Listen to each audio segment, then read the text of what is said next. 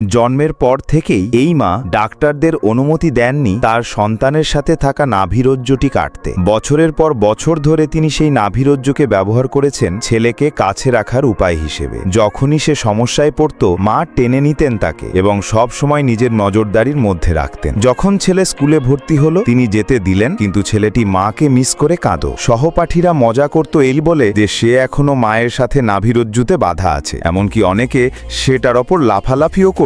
এতে ক্ষুব্ধ হয়ে মা তাকে স্কুল থেকে বের করে নিলেন এবং পরিবারের ব্যবসায় যুক্ত করতে তাকে বুনন শেখাতে লাগলেন। ছেলেটি মায়ের সাথে সব জায়গায় যেত, যেন সে কোনোভাবেই আলাদা হতে পারে না। একবার মা ঘুমিয়ে থাকাকালে সে পালাতে চেষ্টা করলো এক মেয়ের সাথে দেখা করতে যাকে সে পছন্দ করত, কিন্তু মা সঙ্গে সঙ্গে নাভিরজ্জু টেনে তাকে ফিরিয়ে আনলেন। স্বাধীনতার অভাবে বিরক্ত হয়ে ছেলেটি নাভিরজ্জু কাটার হুমকি দিল, কিন্তু মা ভান করলেন যে তিনি অজ্ঞান হয়ে গেছেন। ফলে ছেলেটি তাকে একা ফেলে যেতে পারল না এবং আরো অনেক বছর তার সাথেই রয়ে গেল। সময় পেরোলো, মা বৃদ্ধ হলেন এবং অবশেষে ছেলের বুকে মাথা রেখে মারা গেলেন। তখনই নাভিরজ্জুটি ছিঁড়ে গেল। মায়ের উপস্থিতি আর নিয়ন্ত্রণ ছাড়া ছেলেটি পুরোপুরি দিশাহারা হয়ে পড়ল।